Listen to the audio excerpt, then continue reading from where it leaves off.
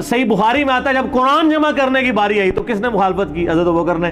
میں وہ کام کیوں کروں جو رسول اللہ نے نہیں کیا؟ پھر صحابہ سے ڈیبیٹ ہوئی, الٹیمیٹلی حضرت ابوبکر صدیق قائل ہوئے. ان کا پہلا جواب ہمیشہ ہوتا تھا نا, نبی نے نہیں کیا, نہیں کرنا. اب میرے ساتھ بحث کرو, قائل ہوں گا اور دیکھوں گا کیا رسول اللہ کی منشا اس میں شامل تھی تو میں ایگری کروں گا, ادروائز نہیں. اسی وجہ سے حج تمتع پہ بھی پابندی نہیں لگائی. حضرت عمر نے لگائی, بعد میں ریورس کرنی پڑی.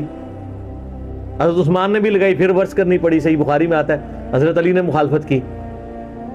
لیکن حضرت بکر کی زندگی میں آپ کو سنت کے ساتھ کمٹمنٹ کا یہ لیول ملے گا, کبھی ان کو کوئی ڈیسیژن ریورس نہیں کرنا پڑا. ان کی نبی علیہ السلام کے ساتھ جو عقیدت تھی نا, اور ہر معاملے میں, حتیٰ کہ صحیح بخاری اور مسلم میں آتا ہے. اور نبی علیہ السلام کا کیا ریگارڈ ہے, بخاری مسلم دونوں میں آتا ہے کہ نبی صلی اللہ علیہ وآلہ وسلم نے, یعنی بیماری کے دن تھے آپ کے, آپ نے فرمایا کہ ابو بکر کو میری جگہ نماز پڑھائیں. تو حضرت عائشہ کہتی ہیں کہ میں نے کہا یا رسول اللہ علیہ وسلم, میرے باپ جو ہیں رقیق القلب ہیں, آپ کی جگہ مصلی پہ کھڑے ہوں گے نا تو وہ برداشت نہیں کر سکیں گے کہ یہ دن بھی دیکھنا پڑا کہ اللہ کے نبی مصلی پہ نہیں آئے اور میں ان کی جگہ کھڑا ہوں, تو نماز نہیں پڑھا پائیں گے. تو آپ فرمایا لا, ابو بکر کو کہو کہ نماز پڑھائیں. پھر انہوں نے ریکویسٹ کی, نبی علیہ السلام اتنے غصے میں آئے. بخاری اور مسلم کے الفاظ ہیں, آپ نے فرمایا تم تو یوسف والیاں ہو. ہوئے ہوئے ہوئے, یوسف کو کس نے تنگ کیا تھا؟ زلیخا اور باقی عورتوں نے.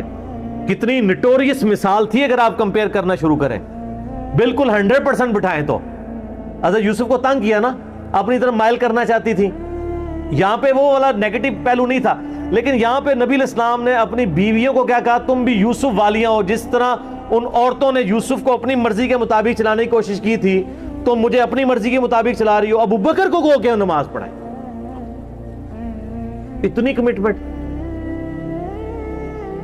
پھر انہوں نے نماز پڑھائی.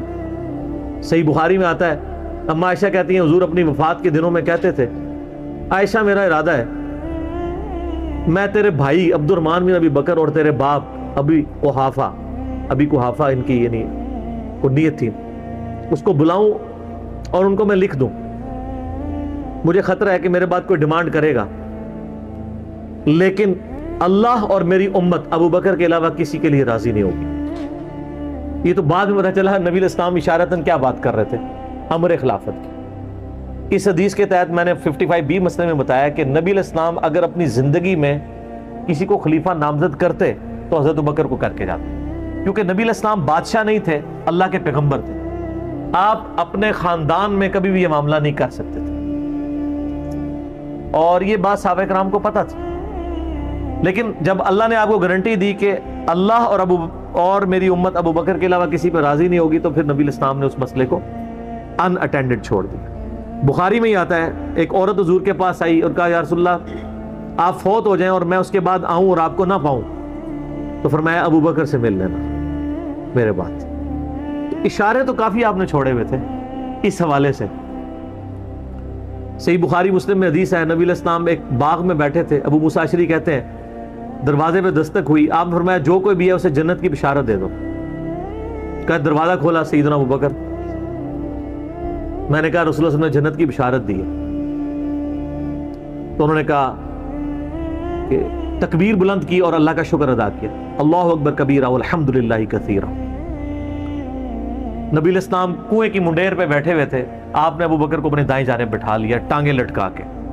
وہ جو پرانے زمانے میں بڑے کنویں ہوتے تھے نا, وہ چھوٹی سی دیوار باہر نکلی بھی ہوتی. پھر تھوڑی دیر بعد دستک ہوئی, آپ فرمایا اب بھی جو آتا ہے جنت کی بشارت دے دو. دروازہ کھولا سیدنا عمر, ان کو بشارت دی, انہوں نے بھی پھر اللہ کی حمد اور تکبیر بلند کی. پھر تیسری دفعہ دستک ہوئی, فرمایا اب جو کوئی ہے اسے جنت کی بشارت دو, لیکن ان مصیبتوں اور پریشانیوں کے ساتھ جو اسے آئیں گی. دروازہ کھولا تو سیدنا عثمان تھے, انہوں نے اللہ کی حمد بیان کی اور کہا میں اللہ کی پناہ میں آتا ہوں ان فتنوں سے اور پریشانیوں سے جسے مجھے اس کا سامنا کرنا. حضرت عمر کو حضور نے بائیں جانب بٹھا لیا. اب دائیں اور بائیں جگہ ختم ہو گئی تھی, تو حضرت عثمان سامنے آ کے بیٹھ گئے. راوی کہتے ہیں کہ میں نے اس سے یہ رزلٹ نکالا ہے کہ ابو بکر و عمر رسول اللہ کے ساتھ دفن ہوں گے اور حضرت عثمان کی قبر رسول اللہ کے سامنے بنے گی. سر آج بھی میں حضرت عثمان غنی کی قبر مبارک پہ کئی دفعہ حاضر ہوا ہوں، ایگزیکٹ روضہ شریف کی سیدھ میں قدموں کی جانب، اور ابو بکر عمر ساتھ ہے.